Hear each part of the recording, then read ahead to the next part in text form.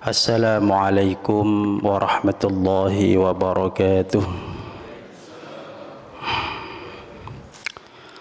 Bismillahirrahmanirrahim. Ila hadratin Nabiil Mustafa Muhammadin sallallahu alaihi wasallam wa alihi wa azwajihi wa dhurriyyati ajma'in wa ila jamil al-ma'amilin wa syahada as-salihin wa ila jamil awliya san jami' sultan Syekh Hamdul Qadir Al-Jilani wa Syabil Hasan Asy-Syadzili wa Syekh Abi Yazid Al-Bistami wa Syekh Abdul Qasim Al-Baghdadi wa Hujjatul Islam wa Hamid Al-Ghazali wa Syekh Ahmad At-Tijani wa Syekh Ahmad Ar-Rifai Al-Badi wa Ad-Dasu wa Asqarni wa Hasan Jami' Madahib Al-Arba'ah wa imam fil aqidah wa imam fil hadith wa ila jami' al-muallifin hadisin fasir musannifin muallifin kitab Syekh Al-Malibari Syekh Abi Bakar Insyaallah wa ila jami' masyayikhina wa syaykhina Rasulillah sallallahu alaihi wasallam sunjamisina fi ma'hadina sadaqir awalan wa akhiran wa jami' masyayikhina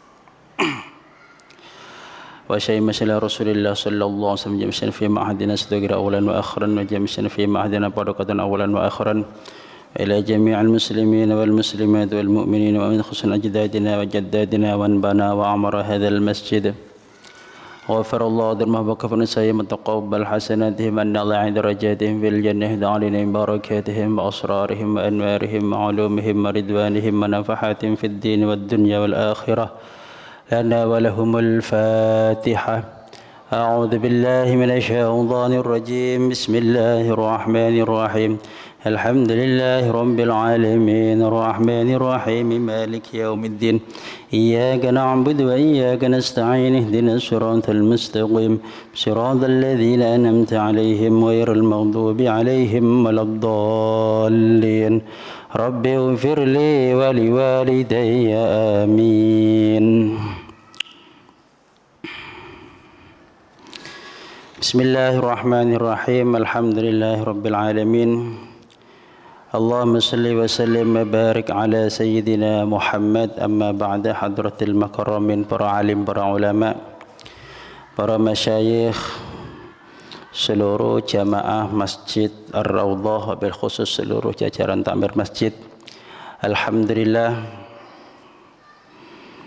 untuk yang pertama kali setelahnya sholat ini Al-Fakir Abdullah masih diberi kenikmatan, khususnya jenengan semua secara umum, untuk bisa bertemu lagi, karena kemarin belum sempat menyampaikan minal a'idin al-faizin, mohon maaf lahir batin. Kalau mungkin sudah ada yang sudah mulai ngajinya, tapi kalau mulai Ramadan kemarin libur, saya baru hari ini. Nah, barangkali ada pemirsa juga yang ada di YouTube ya, karena saya sampaikan kemarin pada waktu pengurus takmir main ke rumah, kalau ngaji saya ini mesti ngaji yang harus minta maaf, ngoten ya. Karena ngajinya ngaji hujjah aswaja. Mau ndak mau, meskipun tidak ada tujuan ke sana, sing rada-rada nyerempet merasa enggak enak, tetap kudu niku kalau njaluk surah, ngoten ya. Lek ngajine hadis tasawuf itu kan enak. Itu ngaji-ngaji sing nyenengno. Lek ngaji-ngaji nyerempet, padahal tujuannya kita kuat, tapi apapun itu jika tidak ada yang tidak sama, pasti merasa tidak nyaman. Tapi tujuan kami tidak ada lain, yang kami sampaikan sejak awal sampai akhir hanyalah untuk memperkuat amaliyah kami saja secara pribadi dan juga yang sesama, yang sama dengan kami. Perkara sing gak cocok dijarno, ojo ndek iloi nggih. Karena kita semua sama-sama umat baginda Nabi Muhammad sallallahu alaihi wasallam, sama-sama dikhawatirkan oleh Nabi, sama-sama dipikirkan oleh Nabi ketika beliau mau wafat. Ketika beliau wafat, sama-sama ummati lah ummati ini duduk sing abang tok, ya duduk sing ijo tok, ya sing ireng barang niku dipikir karo Kanjeng Nabi. Mergane aja biasa suudon nang podo muslimin ini apa? Karena mereka sama-sama dicintai oleh Rasulullah, dikhawatirkan oleh Rasulullah. Ojo dielek-elek. Pemane dikafir-kafir, tambah nemenan maneh niku ya. Nah niki saya ingat betul ketika kita sudah menginjak pada masalah kajian tasawuf, maka kita akan ingat bagaimana Rasulullah mengkhawatirkan umatnya, menyayang umatnya. Jadi Ya termasuk sing nyekel-nyekel botol ya iku mati Kanjeng Nabi, masih model-model ngoten niku. Kanjeng Nabi kuwatir nang sing model ngoten niku ya. Nah, jadi kita tidak sampai niat-niat untuk merendahkan siapapun, tapi kita niat untuk menguatkan amaliyah kita. Sampun saya sekali lagi saya sampaikan mohon maaf lahir batin, baik andaikan ada yang sengaja menyakitkan atau tidak sengaja, andaikan itu tidak berkenan di hati panjenengan semua, saya mohon maaf lahir batin. Pun makanya untuk memulai niki kula sing rada alus-alus. Temanya apa sekarang? Mari njaluk sepuro langsung get sawangane ngoten ya. Makanya tema yang saya angkat hari ini adalah tentang syariah, thariqah dan hakikat. Apa gunanya? Ini kan kajian aswajaiyah. Kalau dilengkapi syariat, thariqat, hakikat, sesat, tanda tanya. Itulah ada itunya maksud saya ya. Karena kajiannya aswajah harus ada itunya. Pun ada beberapa ini dalam kitab Al-Mizanul Adil li Tamyizil Haqqi minal Batil, karya daripada beliau Syekh Abdul Qadir Isa Dibab. Beliau mengatakan ada beberapa amaliyah sufi. Kemarin kalau dalilnya sufi sudah saya sampaikan beberapa waktu yang lalu, butuh ndak sufi, karena kemarin ada sepakat yang mengatakan bahwasanya sufi amaliyah sufi itu membuat orang mundur, kan seperti itu. Sudah kita sampaikan dalilnya. Sekarang ada salah satu pemahaman daripada sufi yang dianggap pemahaman itu adalah pemahaman yang sesat. Benarkah sesat? Di sini ada tiga. Ada tiga sebenarnya. Yang pertama, al-qaulu bi anna manhaj sufiyah fi min suluk wal akhlaq la aslalah. Gak ono suluk-suluk itu ya. Tidak ada dalilnya. Yang kedua, sufiyah biwat il ahadis, menganggap beberapa hadis itu akid maudhu digunakan oleh para sufi. Tapi saya tidak mengarah ke sana. Cara mengarah yang ketiga, ittihamus sufiyah bitaqsimis syariah al-islamiyah ila dhahir wa batin au syariatin wa haqiqatin.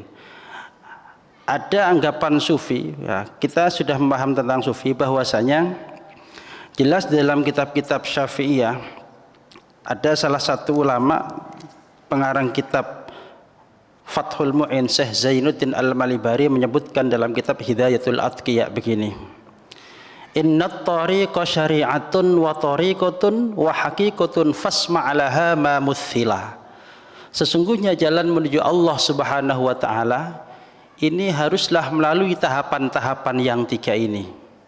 Syariat, thariqah, kemudian nyampailah kepada hakikat. Fasma'alaha mamuthila. Dengarkan perumpamaan-perumpamaan, ibarat-ibarat yang akan kami jelaskan.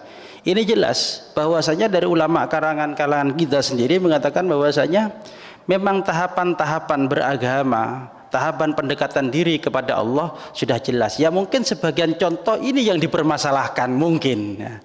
Makanya di sini ada ittiham, dianggap wah salah itu ya.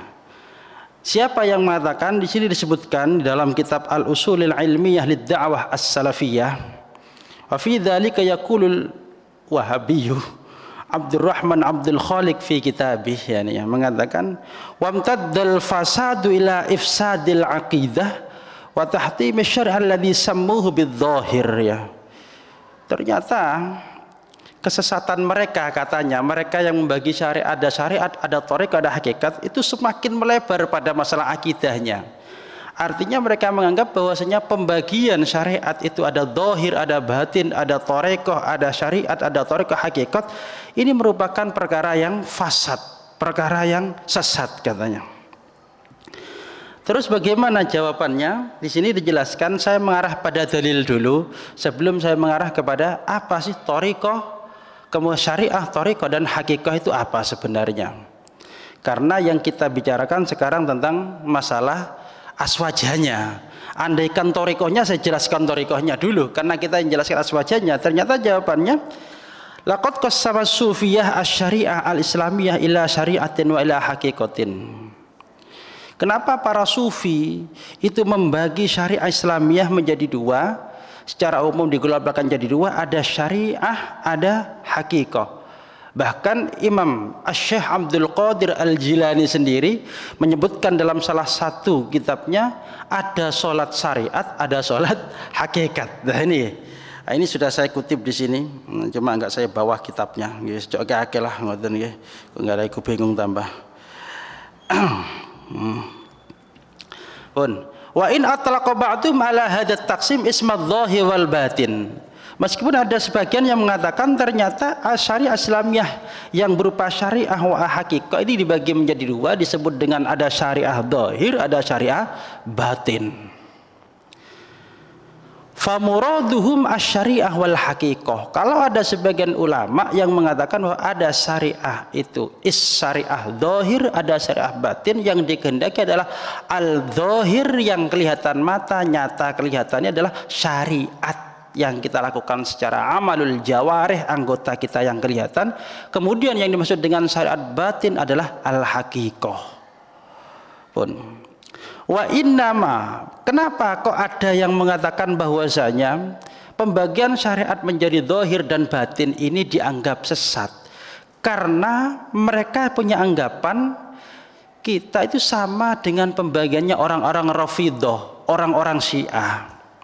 Syiah itu membagi wala ya'nun biqaulihim ma tatluquhu rafidhah wal batinah min anna lil Qur'an zahiran ghairu murad wa batinan huwal murad. Ini ya. Karena memang Syiah, orang-orang Rawafid, orang-orang Rafidhah itu membagi Quran itu ada dua. Ada Quran yang zahir, ada Quran yang batin. Bahasa mereka Quran zahir ya sampean pegang, yang batin saya simpan. Di mana tidak pernah terbukti juga buktinya. Akhirnya yang kena imbasnya kita yang Ahlus Sunnah wal Jamaah, dianggap oleh mereka, oh iki tunggale berarti. Kalau di Syiah ada Quran zahir batin, ini ternyata syariatnya dibagi dua juga. Ada zahir batin, suudon, itulah. Iki saja iki sing kutunjuk sepur nang kula saja deh kata dia. Jadi ada syariat zahir batin versi mereka. Wa inna ma qasduhum, padahal tujuannya tidak seperti mereka, enggak seperti orang-orang Rawafid, tidak seperti orang-orang Syiah. Anna takalifal islamiyah laha jismun wa huwa ma yusammunahu amma huwa ma yusammunahu wa yasummunahu bisyariah wa laha ruhun wa huwa ma yasummunahu bil haqiqah. Karena seseorang orang Islam ya ketaklif perintah-perintah dalam ajaran agama itu ada yang jismun, ada yang ruhun.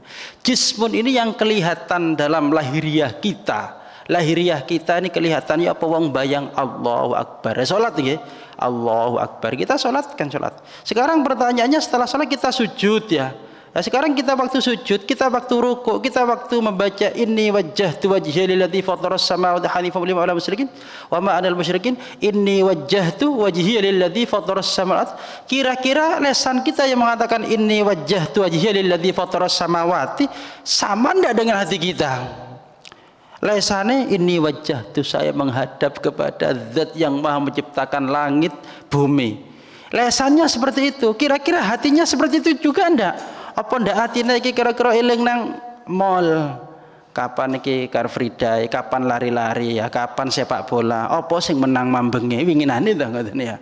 Kepikiran ke iso menang kagolan. Padahal lesannya ini wajah tu jelas, ini wajah tu sungguhnya saya wajah tu wajhil ladzi fataras samawati, menghadap kepada zat yang menciptakan langit dan bumi. Tapi hatinya salat ndak? Maka di sini muncul kata ulama annat takalifal islamiyah laha jismun. Perintah-perintah dari ajaran agama Islam itu yang berupa jisim, yang mana disebut dengan syariat, kelihatan secara Allah Akbar lahiriah kita. Walaha ruhun, ibadah itu juga punya ruh. Apa wa huwa ma yasumunahu bil haqiqah, disebut dengan hakikat. Atine salat pisan apa ndak?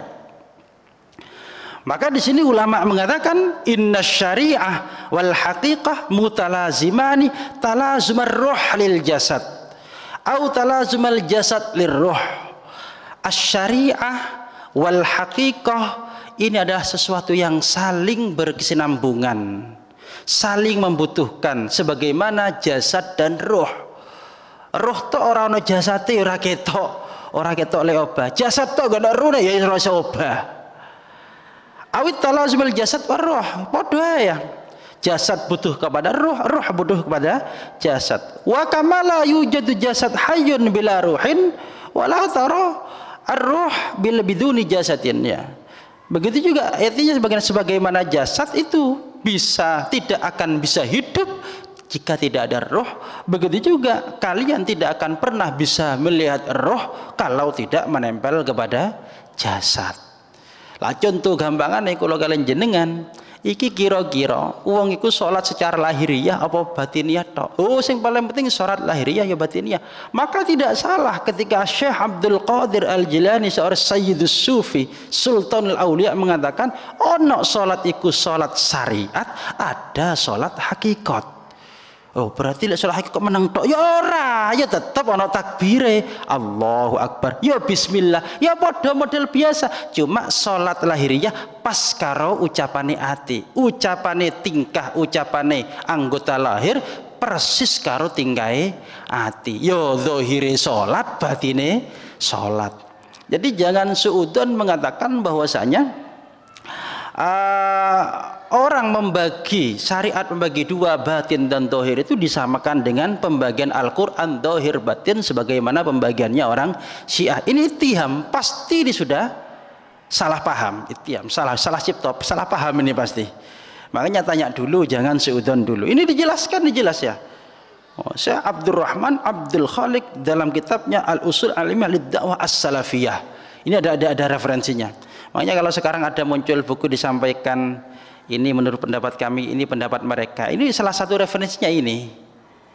Nah, saya melihat ada itu buku yang baru katanya, oh ya ini salah satu referensinya. Dan saya juga ada namanya Fadhaihul Wahabiyah itu ya. Jadi ada buku khusus ya, kitab ya khusus membahas sisi gelap daripada pemahaman plus referensi ini versi mereka. Ini ya, ini salah satunya.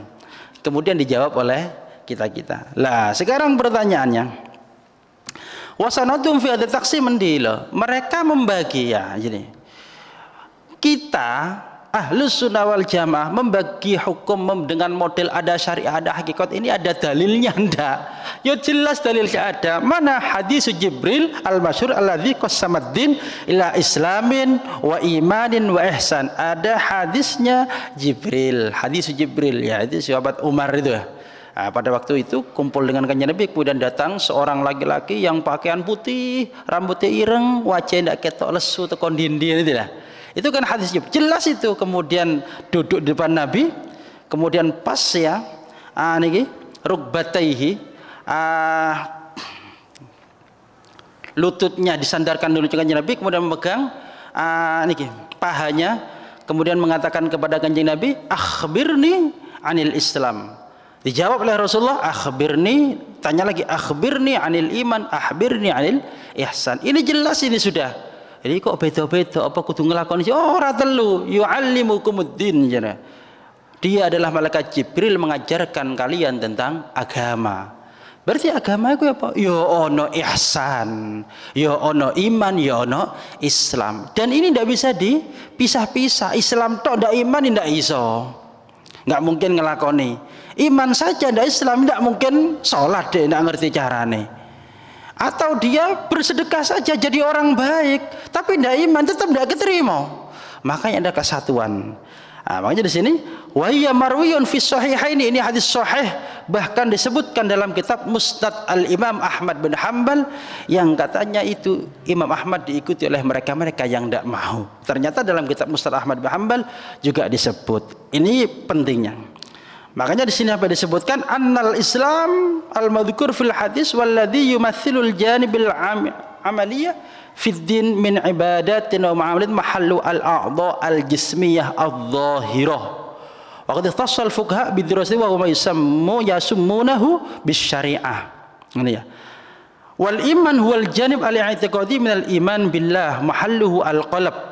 Ammal ihsan wal janib ar-ruhi al-qalb yashmul adwaq al-wajdaniyah wal maqamatil irfaniyah ila akhirih. Wasammuna wasammauhu bil haqiqah. Jadi dari hadis Jibril ini muncul bahwasanya ketika Kanjeng Nabi ditanya akhbirni alil Islam, maka di sana muncullah hukum-hukum dalam agama Islam. Karena Nabi menjawab rukun Islam yang 5 itu. La mahallu al-a'dha, seperti jenengan sholat, jenengan puasa, jenengan zakat, jenengan haji. Ini kan mahalu al-a'dha al-jismi al-dhahiriyah. Jadi di anggota-anggota kita yang lahir ini kan Allah Akbar sholat, poso ya nggak mangan, kan ya poso kan nggak mangan, kelihatan ya. Haji ya seperti itu ya. Jenengan zakat yang bayar. Cuma sekarang kalau keimanan ahbil iman mahallu al-qalb, tidak kelihatan ada dalam hati. Ya begitu juga ahwalil musyahad al-mu'abbar an ta'budallah. Kemudian dari dua sisi ini, dari amaliyah zahiriyah, kemudian ada imaniyah yang tempatnya dalam hati, ini harus disiarasikan dengan ihsan. Apa? An ta'budallah ka'annaka tarahu fa in lam takun tarahu fa innahu yaraka. Nyembahlah, ibadahlah kepada Allah seakan-akan engkau melihat. Kemudian jika engkau tidak bisa seperti itu, tidak seakan-akan melihat, maka ingatlah Allah selalu melihat kamu. Berarti kita merasa takut. Maka di sini wasyari'ah wal haqiqah indahum mutalazimani wa mutakamilatani, saling melengkapi, saling menyempurnakan.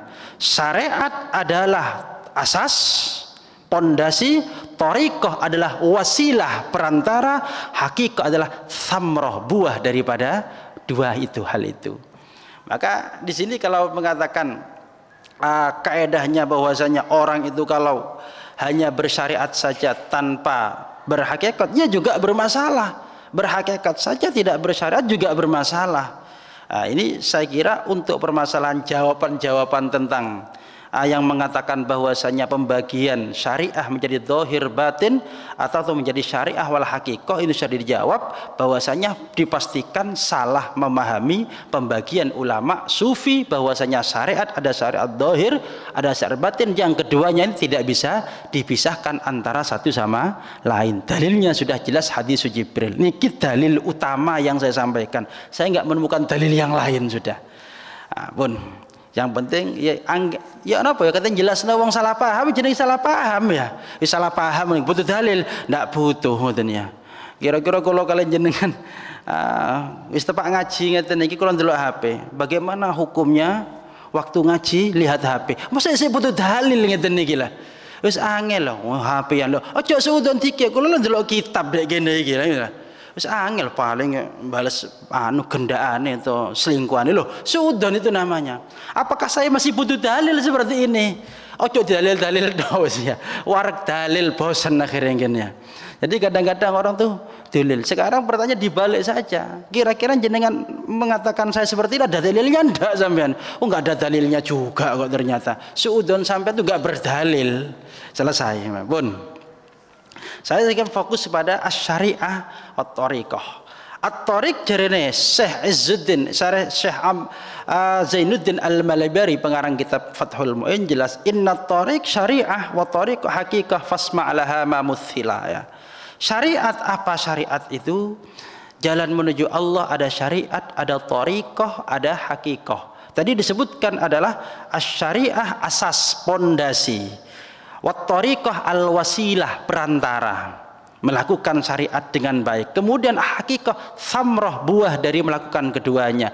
Jadi syariat ditambahi hakikat, ditambahi thariqah engko sama dengan hakikat ya. Ojo hakikat dikit ada tambah-tambahan moro langsung warak iki ya apa ngoten ya. Pun syariat dijelaskan oleh beliau dalam kitab syarahnya, kitab Kifayatul Atqiya Sayyid Abi Bakar Sato. Asy-syariah hiyal ma'mur allati amara Allah, hiyal ma'murat allati amara Allah biha wal manhiyat allati nahallahu anha. Wat tariqa al-jariyuh ala dzalika wal amal bihi wal haqiqah nadhru li bawatinil umur wa syuhudul fi'li min Allah. Syariat adalah perintah-perintah Allah, aturan dalam agama. Salat yo ngene carane, zakat ngene carane. Iki aturan syariat syara'ah ya, dilakukan pekerjaan, tugas syariat. Kemudian thariqah ya dilakukan. Kalau jenengan lek ngerti oh waya ngaji salat ku ngene sing apik ya, ya dilakoni kelawan sak temene ngelakoni. Aja mek salat lahiriah tok ternyata batinnya juga tidak. Dilakoni, ditekani salat dengan zahir maupun batin, maka di sana akan muncul al-haqiqah wal haqiqah nadhruhu li bawatil umur wa syuhudil fi'li min Allah. Dia akan tersingkap tabir-tabir antara Allah dan dia akan diberi kelebihan oleh Allah Subhanahu wa taala karena sudah mencapai derajat asy-syariah wat thariqah. Makanya jare sinten enten dawuh Imam Malik ya, dinukil oleh Syekh Mullah Ali Al-Qari dalam kitab Syarah Ainil Ilm wa Zinil Hilm ya. Man tasawwafa man tasawwafa wa lam yatafaqqah faqad tazandaq. Niki umum niki ya. Wa man tafaqqah wa lam tasawwaf faqad tafassaq. Wa man jama'a bainahuma faqad tahaqqaq. Barang siapa yang bertasawuf saja tanpa berfikih, ya warotok tapi tidak sholat ya, aku tak tasawuf tok ya. Contohnya di sini ada nanti ya. Mungkin delok nang hakikat tok wis ngoten nggih. Apa boles? Aku li takdir nang Gusti Allah, takdir swarga pasti swarga. Masih ndak bayang. Lah memang benar kan ya? Ini enggak salah. Ada orang mengatakan kalau orang itu ditakdir masuk surga, pasti surga. Masuk enggak ngaji, masuk enggak bayang le bro, cuma ngaji. Masuk enggak bayang. Tapi ini tasawuf lam yatafaqqah, dia harus memandang pada hakikatnya langsung. Gusti Allah kalau menakdirkan kita masuk surga ya pasti mlebu surga. Meskipun wa in kunta asiyan ya. Bahkan wa in kunta kafiran, meskipun kamu itu tidak Islam, meskipun itu kamu ahli maksiat durhaka, kalau ditakdir masuk surga pasti mlebu surga. Ya sebalik ini juga ada apa? Wa man tafaqqah wa lam yatasawwaf faqad tafassaq ya. Ya apa aku masih ibadah tok ya, masih ibadah lek Gusti Allah nakdir neraka ya neraka pasti ya. Syariatnya tok, kemudian orang hakikat, berarti dia itu memandang seakan-akan ibadahnya itu memastikan dia masuk surga. Ya tidak boleh juga mengatakan bahwasanya saya meskipun tidak ibadah, kalau ditakdir masuk surga, ditakdirkan jadi orang bahagia di akhir, pasti bahagia meskipun tidak sholat hakikat. Sekarang yang kedua, aku kembayang, lek bayang kudu mlebu swarga ya apa terus ya. Tasawuf ini fikih saja, karena orang bersyarat tanpa melihat hakikat. Ya pokok kalau sholatnya mesti harus surga sudah. Wong ngaji pasti swarga. Ini Gusti Allah kok di swarga dikutu-kutu ya apa? Ya tidak bisa seperti itu. Maka tafasak ya. Tetap elek katanya. Uang sing ibadah saja. Nah, orang yang tidak pede karena melihat hakikat, orang terlalu pede karena melihat amalnya, itu juga sama-sama tidak benar. Makanya ketika ditanya, ada salah satu ulama di sini, banyak contohnya sholat juga ya, contoh sholat dan sebagainya. Ada juga umpamanya ada yang bertanya, disebutkan dalam kitabnya Al-Habib Abdullah Al-Haddad ya, jika setan bertanya kepada kamu, berbisik kepada kamu, buat apa kamu sholat? Allah Tuhanmu adalah zat yang maha kaya, pangeranmu ku zat sing sugih, ora butuh nang awakmu, ora butuh nang ibadahmu, ora butuh salatmu, ora butuh ngajimu. Awakmu lah masuk ibadah, Gusti Allah ya ora tambah munggah derajate. Masih awak maksiat lah, Gusti Allah ya ora mudhun derajate. Kayak apa kon bayang? Enggak penting nang Gusti Allah. Ya apa jawabannya? Iya ya. Bener pasti iya. Ya bener, Gusti Allah sugih. Gusti Allah tidak butuh ibadah kita. Gusti Allah juga tidak akan menerima keburukan dari maksiat kita. Tidak akan pernah ngefek ibadah kita dan maksiat kita kepada Allah. Terus siapa? Masa yo tok? Tidak boleh. Kata beliau Al-Habib Abdullah Haddad harus menjawab, fakul sadaqta. Bener setan, bener kan, bener. Ya kan tidak bener, anjan bener. Gusti Allah tidak butuh salat kita, Gusti Allah tidak butuh pada ibadah kita. Tetapi walakin ana fakir, saya butuh kepada amal soleh, saya butuh kepada kebaikan, ketaatan. Saya yakin ketaatan amal soleh bermanfaat kepada saya kelak ketika menghadap Allah di akhirat. Memang maksiat durhaka saya tidak akan berimbas buruk kepada Allah, nggak berimbas negatif kepada Allah, tetapi saya punya keyakinan maksiat yang saya lakukan akan berimbas buruk, menjadi penyebab tidak baiknya ketika kelak menghadap Allah Subhanahu Wa Taala. Jawabannya ngoten. Niki cara jawab tiga bocoran Al-Habib Abdullah Haddad. Yang kedua dilanjutkan setan ya. Jadi Habib Allah dilanjutkan.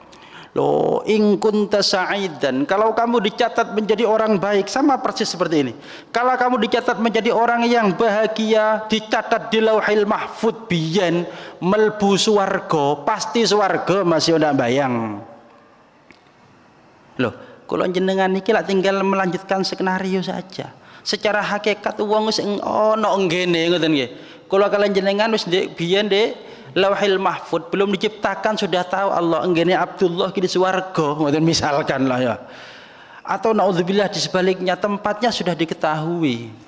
Niki lek ngaji tauhid nanti waktunya beda kalau kita membicarakan seperti dalam lagi. Tapi saya dalam konteks tasawuf ada hubungannya dengan syariah, tasawuf, hakikat niki ya.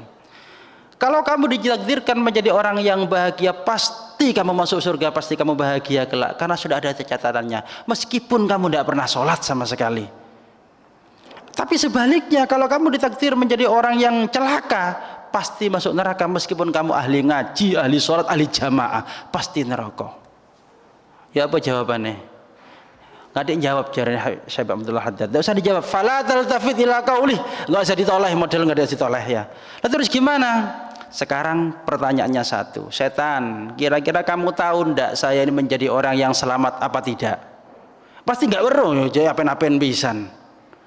Sekarang saya juga yakin bahwasanya saya ini sudah ada. Apakah menjadi orang yang sa'id dan alhamdulillah atau sebaliknya orang yang celaka, sakian kita tidak tahu. Tetapi dalil yang paling kuat adalah orang taat, orang berbuat baik, orang ibadah itu akan mengantarkan kepada kebaikan. Maksiat, durhaka, melakukan keburukan, larangan Allah tetap dilakukan, itu mengantarkan kepada keburukan, kecelakaan. Ini dalil yang paling kuat. Saat ini pertanyaannya jenengan sik kate ngapik sing remeng-remeng apa sing jelas? Kalau kalian jenengan memang jelas sudah ada takdirnya orang baik, orang yang bahagia atau naudzubillah celaka, sudah ada. Tapi kita kan belum tahu, termasuk setan yang berbisik juga tidak tahu.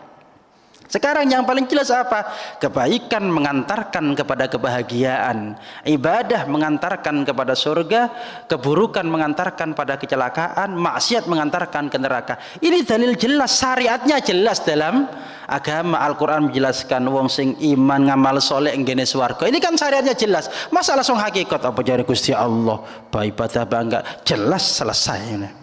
Makanya seorang bertasawuf saja tidak benar tanpa berfikih, berfikih saja tanpa tasawuf juga tidak benar. Makanya ada ungkapan sampai sini, kullu haqiqatin la tashhadu lahal syariah fahuwa zandaqah. Ada juga mengatakan la tasawuf illa bifikhin.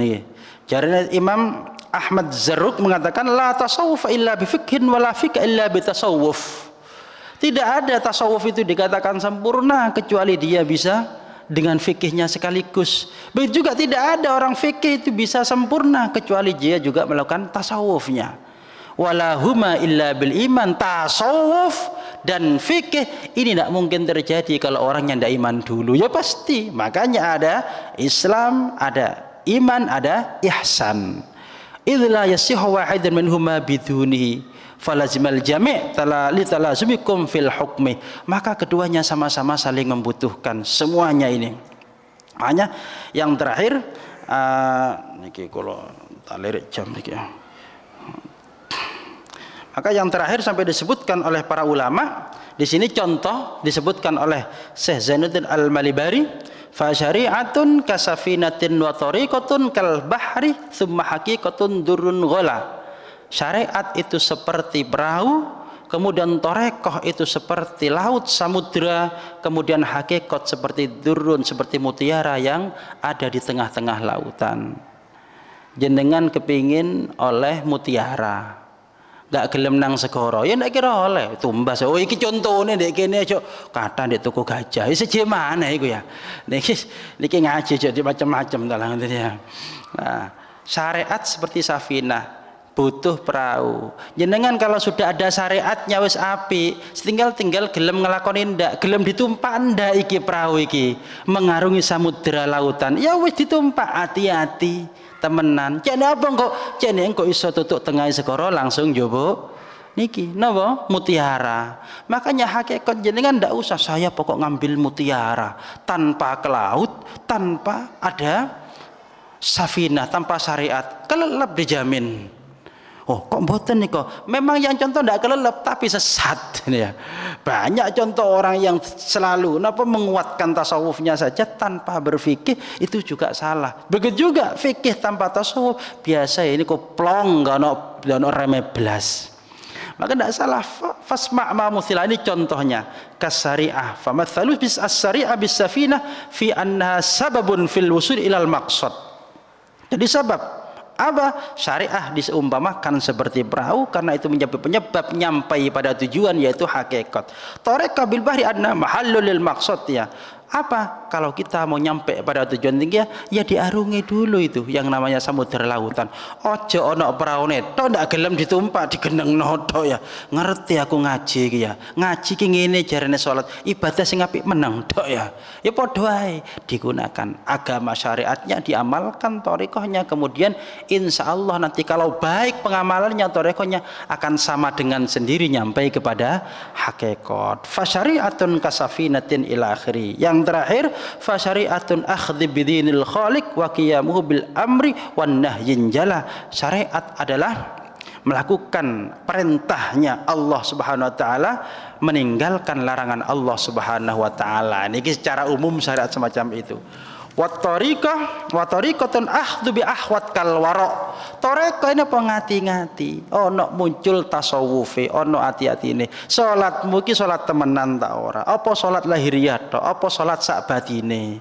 Posomu lah, mergane dalam puasa juga dijelaskan nggih, ono poso khusus, ono poso umum, enten khusus, enten khususil khusus. Itu kan biasa diceritakan kan? Biar disampaikan nggih. Sing kula jenengan sing pundi apa khususil khusus, apa yang khusus, apa yang umum, atau di atasnya yang umum, ndak poso berarti. Wong bagi tiga tok, yang umum, yang umum itu hanya puasa mulut dan kemaluan, nggak mangan, nggak ngombe, nggak kumpul pasangan, ngoten tok wis ya, nggak kumpul bojo. Kemudian ada khusus, apa? Poso kabeh saati-atine, lesane poso, atine poso, mripate poso, ngoten ya. Ono khususil khusus napa? Poso kabeh eling Gusti Allah tok wis, nggak eling liyane. Eling liyane batal. Insyaallah le model kula batal balak-balik ngoten ya. Karena seeling iki eling iki. Makanya ada ulama mengatakan kalau salatnya orang-orang sufi itu batal dengan cara ingat selain Allah. Niku salat batin, ya. Salat dohir ya wis cukup kaya kula kalian jenengan niki, ya. Insyaallah lek salat dohir insyaallah semua sah. Makanya kalau salatnya salat batin, jawabannya wallahu a'lam. Makanya jarene Syekh Nawawi dalam kitab Bahjadul Wasailnya beliau mengatakan, ya wis lah menukil salah satu dawuh beliau mengatakan bahwasanya ya salat itu sing diganjar ya illa ma'aqal. Kapan awam eling Gusti Allah ya iku sing diganjar. Lek tepe takbir tok ya iku sing diganjar. Lek gak eling blas aja takon ganjaran. Penting salat enggak dosa. Tapi jangan khawatir asal ganjaran mboten oleh, tapi oleh krana nglakoni salat. Kan ngeten ya. Tapi takon ganjarannya sholat ojo takon dikit, tapi dia minimal ketika takbir sudah dapat pahala. Kenapa? Karena ketika takbir dia sudah tidak rasan-rasan. Makanya orang beramal itu orang dapat pahala kan ada dua. Niki rada enteng ya. Orang dapat pahala itu dapat dua, ada satu menjadil fi'li, dua menjadi tarki. Ngelakoni barang niki soleh ganjaran apa ngelakoni sunnah, ngelakoni wajib kan ganjaran. Ada orang dapat pahala itu meninggalkan dosa haram, meninggalkan makruh kan ganjaran. Makanya ngaji ngenten wis pasti ganjaran apa enggak rasan-rasan perai kan jenengan ya. Makanya ojo ono wong enggak ngaji ojo dirasani wis jarno, sing penting enggak rasan-rasan. Ketika dia tidak rasan-rasan berarti kan dia tidak melakukan perkara yang dilarang. Berarti ketika tidak melakukan perkara yang dilarang kan berarti menjauhi haram. Apa haram itu? Jika dilakukan mendapat dosa, ditinggalkan pahala. Oh berarti enggak rasan-rasan ya ganjaran. Berarti ganjar, makanya 50-50 saja nih. Cuma kita tuh kadang-kadang melihat itu dari sudut pandang melakukan saja, fi'linya saja. Lek ngelakoni oleh lek ninggal mboten kan ngoten. Makanya saya ingat ada yang pernah disampaikan salah satu ulama itu, sakjane wong ngelakoni wis aman ngoten ya apa boleh. Pokok ndak dosa iku wis ganjaran. Pokok enggak dosa ganjaran. Lebih luwe wis enggak dosa sik nglakoni apik. Niki luwih napa? Satu karena faktor melakukan kebaikan, yang kedua karena dia dengan melakukan kebaikan sudah pasti meninggalkan keburukan. Niki makanya ada ungkapan salah satu ulama-ulama sufi seperti Malik bin Dinar itu mengatakan, ketika kita melakukan satu maka ketika meninggalkan yang satu. Contoh kata beliau, imna, ya tinggalkan 3 perkara yang buruk dengan melakukan 3 perkara yang baik. Tinggalkan 3 perkara buruk dengan meninggalkan 3 perkara yang baik. Apa salah satunya di sana dijelaskan? At-takabbur bit-tawaddu'. Ninggal sombong ku gampang apa? Dengan tawaddu. Berarti ketika kita tawaddu berarti ninggal takabur kan? Ketika kita tawaddu tinggalkan 3 perkara buruk dengan melakukan 3 perkara baik. Maka ketika kita melakukan 3 perkara baik, otomatis yang buruk sudah ditinggalkan. At-takabbur bit-tawaddu'.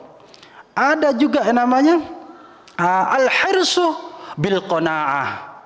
Semangat luba lentur duit tapi bisa ditinggalkan itu perbuatan buruk dengan qanaah. Al-hasad bin nasihah. Ya. Jadi muncul kebaikan-kebaikan itu bukan karena kita melakukan saja, tapi karena kita meninggalkan maka muncullah kebaikan. Apalagi kebaikan itu bisa menjauhkan kita daripada keburukan yang sebaliknya. Niki mugi-mugi manfaat barokah. Enten pertanyaan? Oh nggih, monggo Pak. Nggih. Oh nggih, ma'rifat nggih niki. Wah, niki cocok niki ya. Kalau ma'rifat itu apa? Ampun. Ada ulama itu yang mengatakan tadi disampaikan ya.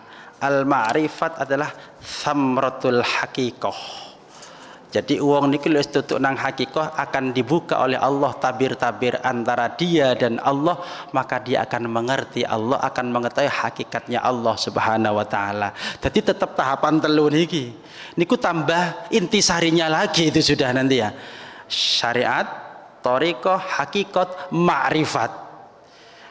Syariat ilmunya, amaliyahnya thariqah dengan kebaikan, dengan semangat, dengan batiniyahnya, kemudian muncul sama dengan hakikat akan dibuka tabir-tabir antara dia dan Allah Subhanahu wa taala. Wis iki akan muncul ketika ini dilakukan terus maka thamra ini semakin buah akan berbuah ma'rifat. Ojo ma'rifat tanpa syariat ya. Maka niki banyak ngeten lagi. Secara singkat seperti itu ma'rifat itu. Apa ma'rifat niki? Ya ma'rifat niki cara salah sijine gampangnya adalah ngerti awake iki sapa. Ngerti sapa Gusti Allah. Cuma enggak diucapkan saja tapi dibuktikan dalam bentuk amalul zahir batin. Lek awak iki kan enten ungkapan man arafa nafsahu faqad arafa Rabbahu. Lek wong ngerti nang awake maka bakal ngerti nang pangerane. Duduk ngerti kula ki makhluk ya. Gusti Allah ku khalik. Enggak cukup dengeri ku tok, dilanjutkan. Lek ngerti awak ki sapa rek? Awak iki makhluk. Makhluk ki sapa? Makhluk kaula. Apa perintahe? Diciptakan untuk beribadah. Kemudian terbanyak sekali kewajibannya, tugasnya banyak. Allah maka zat yang maha miliki segalanya, zat yang harus disembah, zat yang harus dituruti segala perintah dan larangannya. Maka kita akan memenuhi hak-hak kita sebagai hamba karena kita paham sebagai kita, kemudian kita memenuhi hak hanya Allah, paham Allah sebagai Tuhan kita. Mboten mek paham tok saya makhluk, Allah khalik. Wis enggak ngoten tok. Lebih kalau orang paham siapa dirinya, oh hamba, apa tugasnya hamba? Apa kewajibannya hamba? Hamba punya apa? Tidak punya apa-apa. Tidak bisa apa-apa. Tidak bisa apa-apa. Makanya kalau kalian jenengan niki lek kepengin ikhlas beramal lu gampang saja nih. Nun sewu nggih, angel omongan tapi sakjane gampang sakjane. Jenengan ngaji ngeten niki lah. Jenengan ngerasa gaya ta mboten? Ikhlas ta mboten? Sungkan rek sapa? Nambah maksum. Mosok ana video ini syuting gak ono blas sing ngaji. Masa loh. Tidak perlu jenengan sungkan pada beliau. Kenapa? Jenengan duduk di sini, kira-kira siapa yang mentakdirkan jenengan duduk di sini? Allah. Lah apa jenengan kok sik sungkan? Tidak usah ikhlas. Wong sing garen jenengan lungguh Gusti Allah. Kok katene ndak ikhlas? Jenengan katanya kayak duit nang wong sing akeh duwite ya apa karepe? Jadi kalau kita itu misalkan ya aku katanya ngaji, sing kayak kekuatan jenengan ngaji ku sapa? Gusti Allah. Kok saya kata tidak ikhlas? Oh sampai anda sehingga kayak kuat lo Allah. Kok saya jaluk balasan manis saja tidak ada jawab balasan. Pasti ikhlas mestinya karena yang menguatkan kita, memberi kita peluang untuk beribadah, yaitu ya Allah. Lah apa kita saya jaluk ikhlas itu ya apa? Mestinya harus ikhlas terus ya. Justru lagi ikhlas kok angel saja nih. Ya apa ya awak sing ngekeki Gusti Allah. Kata ndak ikhlas ya apa sing gare longgo nang kene lho Gusti Allah duduk aku dhewe. Gampang berarti saja nih. Gampang tapi ono akeh ngoten ono warga ayu ngoten kok khusyuk. Lho sing ngekeki awakmu khusyuk lho Gusti Allah duduk wong iku. Lha apa kok njaluk lem wong iku. Sing awak ngekeki awakmu kula kalian jenengan gelem salat sunah, gelem tok orang masjid sinten sing wakno? Gusti Allah. Lah apa ndak ikhlas wong Gusti Allah sing ngekeki? Ndak pantes ndak ikhlas iku kekuatan yo dikei Gusti Allah. Jenengan saged ngeten kali kula diparing Gusti Allah. Kula saged tetu yo Gusti Allah sing ngekei. Lah kok ndak ikhlas dikei Gusti Allah kok ndak ikhlas iki. Kan dijupuk kabeh karepe ya apa ya. Jadi orang tuh kalau paham dengan man arafa nafsa faqad arafa rabbah, maka pasti dia itu akan melakukan keikhlasan tanpa melihat apapun. Karena apapun yang kita lakukan ibadah semaksimal apapun, sesempurna apapun, semua karena pertolongan Allah. Lah gaya apa kula jenengan ndak ikhlas niki? Kasarane ngoten. Sapa sing gare kuat? Gusti Allah. Kok sing ndak ikhlas ya kaya apa? Ngoten wae. Jadi gampang saja nih. Insyaallah akan ikhlas marang ngeten perai ngaji ikhlas. Iya rek sing iki aku sing kuat niku Gusti Allah, sing gare nang masjid iki Gusti Allah. Lah apa sing gak ikhlas? Dibalik nang Gusti Allah nemen kebajute salah dikeki ketek ngiloki pisan. Niku lek gak ikhlas ngoten jawane. Awak iki dikeki Gusti Allah kena wong dadi, pengin dilem wong. Lho bare balik nang Gusti Allah mestine. Sing ngekeki kuat Gusti Allah, ngekeki kuat ibadah Allah, balik nang Gusti Allah. Lah apa dibalik ya lem nang wong niki lho. Dikei Gusti Allah dibalik nang wong ki ya apa karepe secara lahir ya. Tapi lek kepethuk hal-hal yang lain ya pentingnya ini cobaan kok setan-setan mang niku. Ngoten wae. Gampang ngoten. Gampang sing angel nglakoni niki lho.